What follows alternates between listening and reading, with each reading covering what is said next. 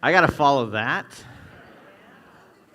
Every week I hear that from when I was first getting started off in this philosophy, and I was sitting in the back because that was my safe zone. He'd always say that, and now I understand. Music is such a passion, such an energy it can't be talked about or teached. It's something that's felt. And as I'm going on 58, I'm not there yet, but I came into the office this past week and I had to take a knee because I'm working harder than I ever have in my life.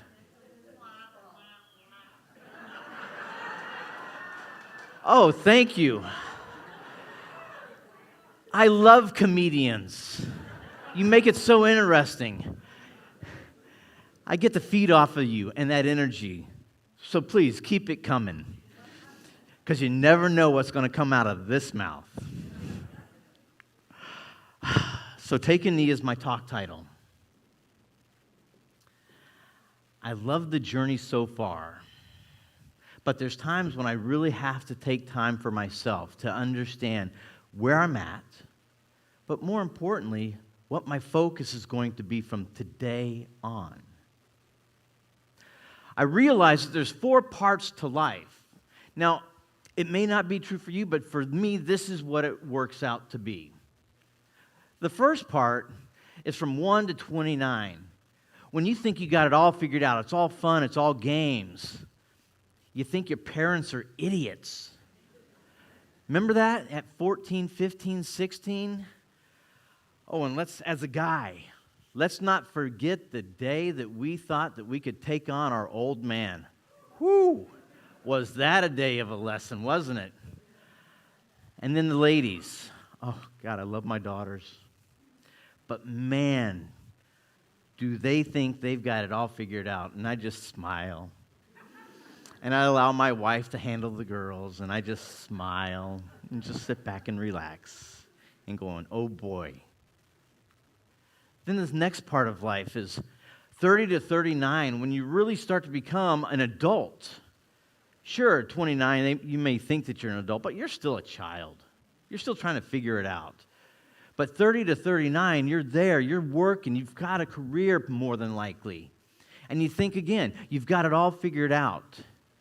You've got that plan. You can see down the road. And then the 40s happen. 40 to 49.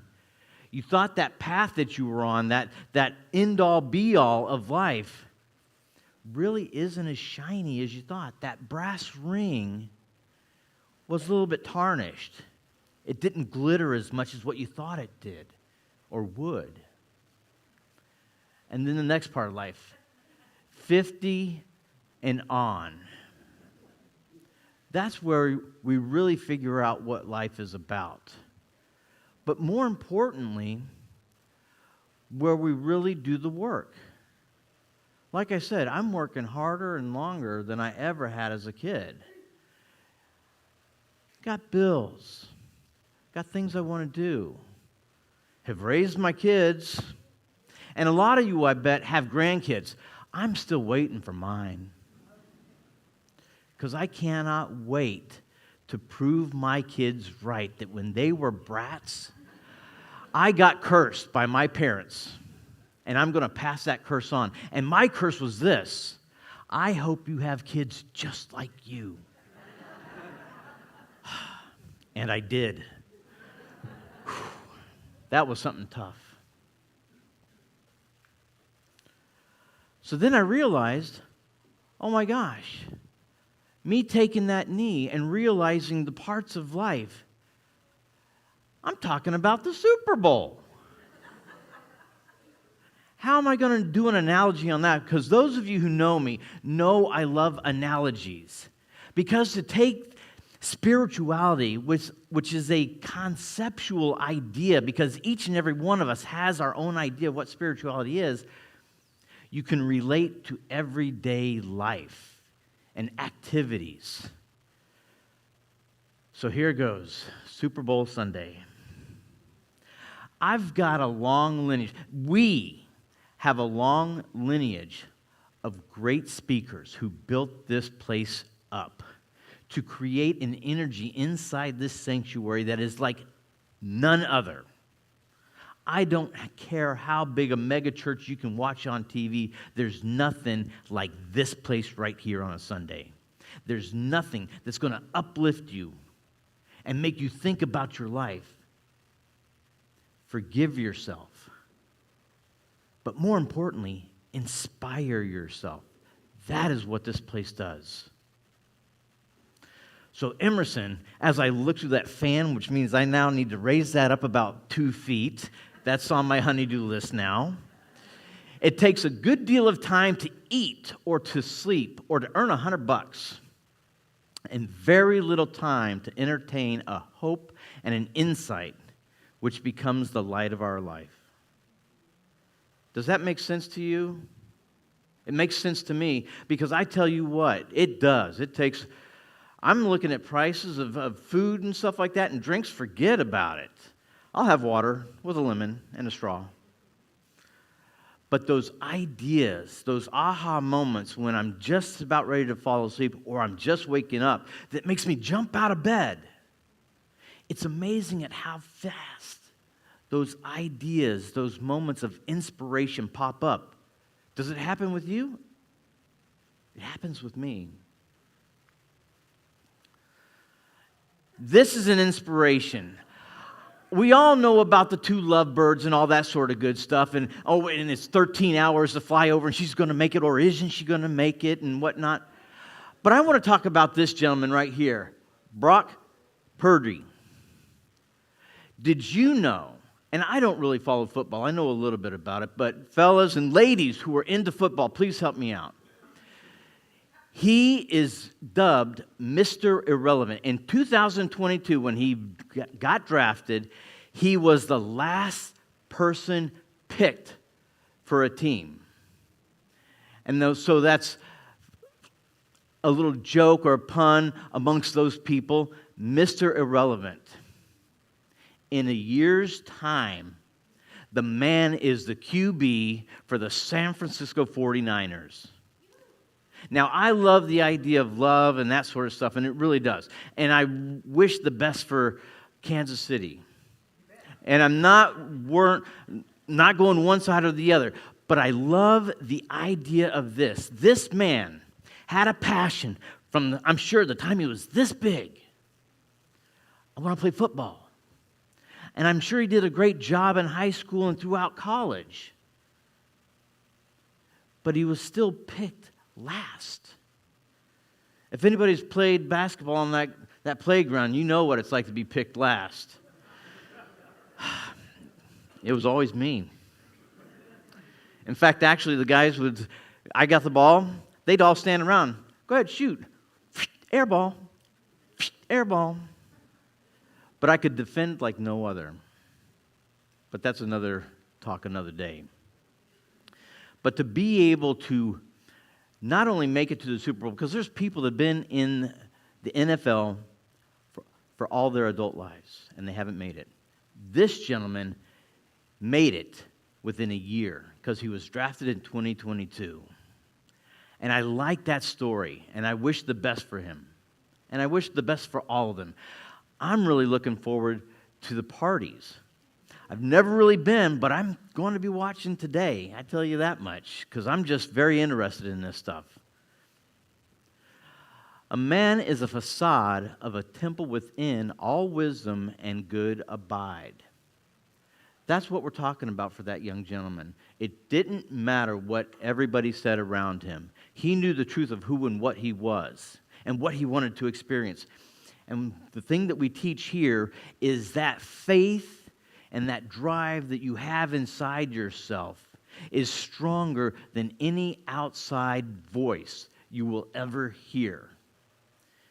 Stay true to that small, quiet voice, because it's so easy to get derailed and diverted, or football term, to fumble the ball if you listen to others people's idea of what you are about. I love my kids. And even as their father, I have no idea what's going on inside their heads. But I make sure that I encourage them at every step of their life. Even if I don't see it, I know that it's there, and I encourage it. It's a wonderful thing to be able to see that within yourself. Each and every one of you have that. Even if you doubt it, like Dr. Dale and Dr. Laura say, if you don't have faith in yourself, lean on me. I have the faith for you. If you don't have the faith for yourself, have the belief that I have the faith for you, and lean into me, lean into us. I may have made some bad choices in my life, but I've never driven the slow in the left lane. That's my joke, because Dr. Joe says you always got to get them laughing and slip something in. But that's my joke, and see, that's where it goes. That's why I'm a reverend and not at Comedy Central. Look at these two. I love it. Yeah. All right, what's next? The search for security is an illusion, an ancient wisdom traditions. The solution to the whole dilemma lies in the wisdom of insecurity, or the wisdom of uncertainty. This means that the search for security and certainty is actually an attachment to the known. Isn't that true? What you think is based upon what's happened in the past. And so that's like trying to create a roadmap looking in the rearview mirror. Sure, there's been bumps and turns and dips and a flat tire. But looking in the rearview mirror isn't going to help you. So what is known? The known is our past. We can't get there by looking in the past. So again, I encourage you to trust yourself, trust your faith. That inner voice that you may not have heard for years is there. As you fall asleep, as you wake up, as you're having that cup of coffee in the morning or tea, and just have that quiet time, pay attention to those thoughts of inspiration. Don't just brush them off as just, oh, that's just wishful thinking. No, that is your true God-given self talking to this relative self, dealing with the relative world. Pay attention to that voice. If one would take time once a day at least, let go of all that is not true and lay hold of reality. Notice reality is a capital R, meaning we're talking about spirit, God, the universe. We're talking about that thing itself, not the relative reality of you and my life. Let go of doubt, distrust, worry, condemnation, and fear. Lay hold of life, spiritual life. That God-given life that's already inside of you. In its expressions of beauty, truth, and holiness, his mental cognition would be healed. When you lay in to that truth of who you are, that part of you that nobody knows except for yourself, when you lay into that truth, you can accomplish anything you set your mind to.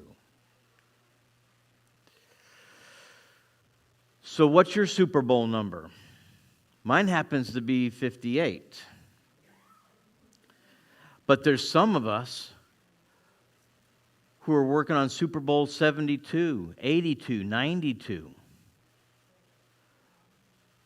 Your Super Bowl is what's your next greatest adventure? What's your next accomplishment?